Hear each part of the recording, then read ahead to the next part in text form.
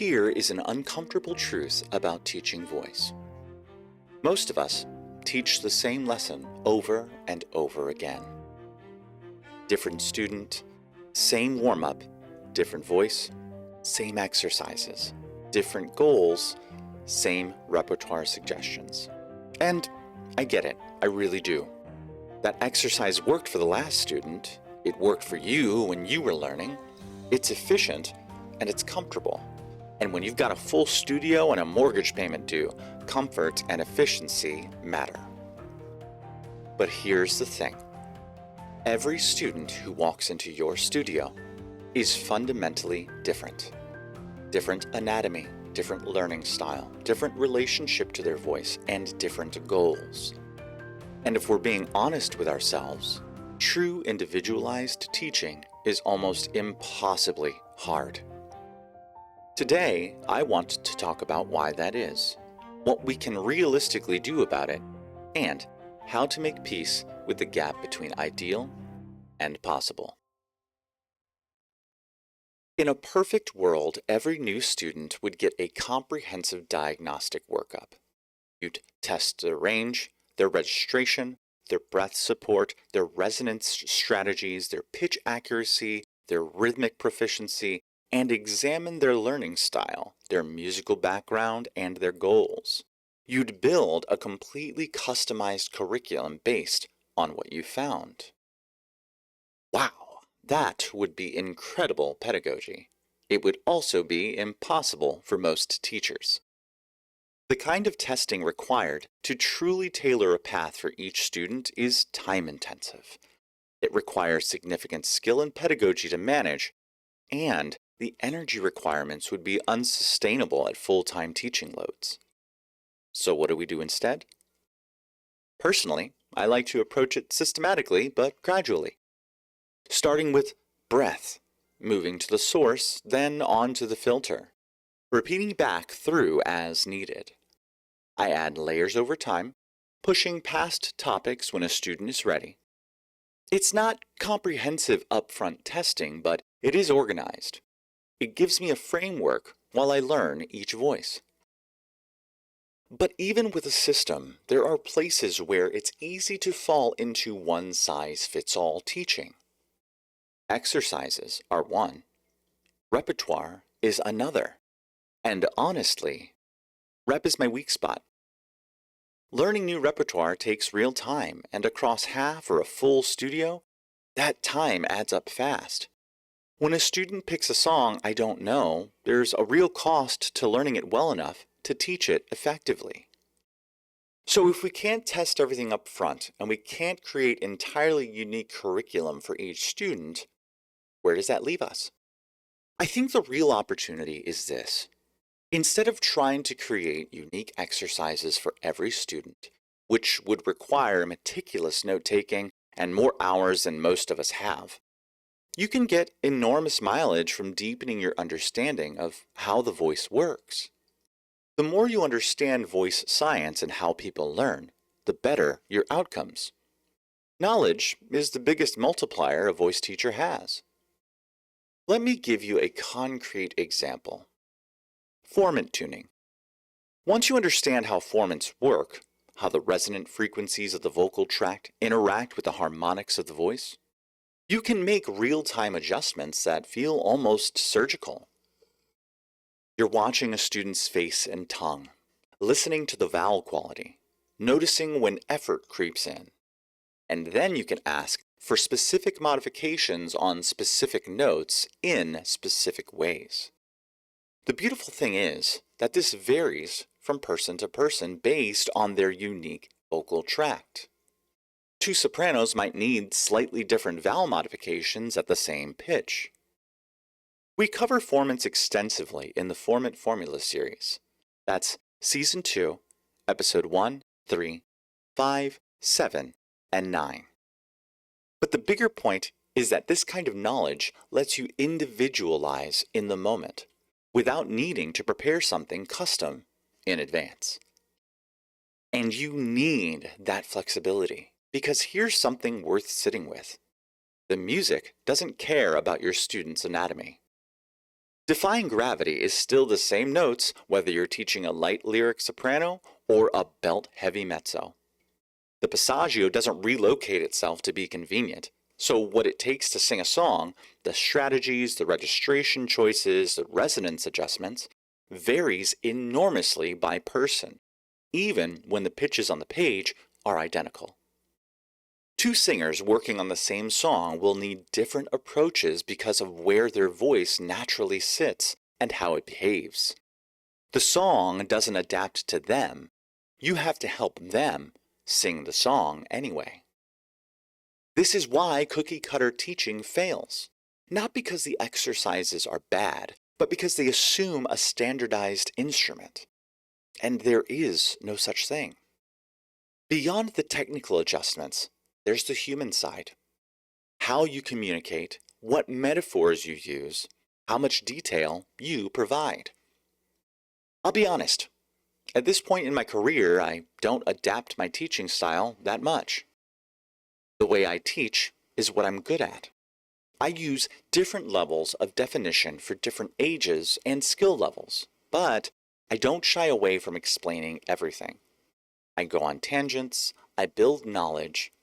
That's my approach, and I've gotten better at it over time. But other teachers lean into other specialities, like imagery. We talk about imagery in teaching in Season 2, Episode 10, the imagery debate. I don't personally use a lot of imagery, but if a student responds to it, I'll incorporate more. The difference is, I won't stop teaching the technical alongside it. That's my style. I think it's important that teachers specialize in their teaching approach and stick to it. You should adapt what you can for your students. But trying to be a completely different teacher for every person will leave you stretched thin and resentful. But sticking to your style raises an obvious question. What happens when there's a mismatch? When a student really wants more imagery and less science, or they're looking for a vibe that I don't bring? Sometimes it's obvious. A student answers a question and you realize you're speaking a completely different language. Or they're noticeably struggling and you just feel like you're missing each other lesson after lesson. The best thing to do is talk to the student. It's completely appropriate to ask how the first few lessons are going, or every lesson even. If you frame it around always wanting to make sure they're enjoying lessons and getting what they expected, it opens the door for them to tell you honestly if something isn't clicking. And if it's not working, honestly, the best approach is to refer them to someone else. I know that's a position of privilege. There are real immediate financial costs to sending a student to another teacher. But reputation in this industry is everything. Voice teachers get their best students from referrals, and having a reputation for doing what's best for your students is the strongest long-term strategy. When you have that conversation, you can frame the referral around what the student has already told you isn't working. You're not saying, I can't teach you. You're saying, I know a teacher who's better than me at the thing that you are looking for. You likely know other teachers in the area. Ideally, other teachers will reciprocate when appropriate, though I can't promise anyone will ever actually send a student back your way. If you try to stretch into something you're not, you'll end up resenting the student, and they won't progress as quickly anyway. Even though I think my methods are strong, if a student doesn't respond to them, it's not going to work well for either of us. Everything I've been talking about, the knowledge, the flexibility, the willingness to refer out, matters because there are real consequences when teaching isn't individualized. On the mild end, students simply don't improve. They plateau, they get frustrated, they quit. On the more serious end, students can learn and internalize technique that will negatively affect their range and control for years. This isn't rare. The most common problem is misclassification. We love to apply labels, bass, tenor, alto, soprano, really early. And often altos and tenors are just the singers who are more musically literate because the inner parts are harder to learn. Those singers then develop technique to keep singing those parts, which may be completely wrong for their actual instrument. Think about that. A young soprano gets put in the alto section because she reads music well, and the director needs more altos. She spends years learning to darken her sound, sit in a lower range, and avoid her upper register. By the time someone recognizes she's actually a soprano, she's built habits that take serious work to undo. We can teach technique that's suboptimal for the biological instrument, and the singer probably won't know it for years. That's the cost of getting it wrong. But on the flip side, when you find the right approach for a student, when things click, the progress can be remarkable. When your teaching is well matched to your students, they progress faster, they feel better, and your reputation grows. People notice when a singer is improving, and they want that for themselves. This is the long-term financial argument for individualized teaching. Even when it's harder in the short term, your reputation is built one student at a time. So if individualized teaching builds your reputation and gets better results, why doesn't everyone do it? Because the systems around voice teaching make individualization genuinely difficult. Schools, choral programs, musical theater programs, these are inherently group settings. You can't truly individualize when you're working with 30 singers at once. Private studios have their own pressures. In a solo teaching practice, lessons are money, and money is mortgage payments. Multi-teacher studios aren't much different. There's constant pressure to keep students happy and enrolled, which doesn't always align with rigorous pedagogy. And let's be honest, lessons are often more about fun than improvement. Structured pedagogy isn't always entertaining. In many larger music schools, teachers end up being as much childcare as music instruction. Too much student turnover becomes a real problem, and if you're not teaching, you're not getting paid.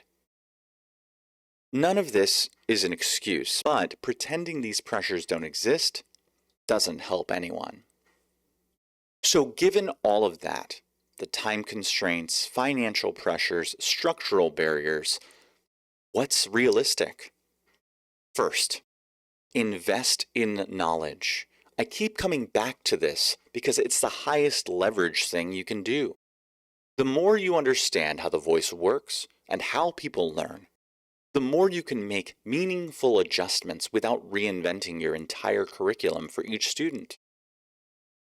Second, if you want to add one concrete practice, create exercises out of repertoire. There is a huge library of generalized vocal exercises out there, and they're useful. But the real personalization is taking a specific challenging moment from a student's actual song and turning it into a targeted exercise for that student. It's not, let's do some lip trills to warm up. It's, let's isolate this phrase where you're struggling and work on exactly what's happening there. This takes more thought. Ideally, you'd write these down, which means keeping notes for each student. It's work, but it's the kind of work that pays off. Third, have grace with yourself. You can't do it all. You're not going to achieve perfectly individualized teaching for every student while also paying your bills and having a life. Do the best you can and make peace with the gap. And fourth, be honest about what kind of voice teacher you want to be. You can love doing the fun lessons where you learn and sing songs together. You can love the nitty-gritty technical voice teaching. Both are valid, both are valuable, but they're different. And pretending you want to be one kind when you're actually the other will make everyone miserable.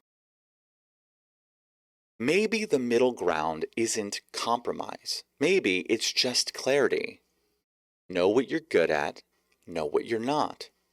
Keep learning so you can do more with what you have. And when you're not the right fit for someone, be generous enough to say so. If you want to keep building your knowledge of voice science and pedagogy, check out the singing email. 365 free lessons delivered to your inbox. You can sign up at voicescience.org/free. Until next time, keep singing smart.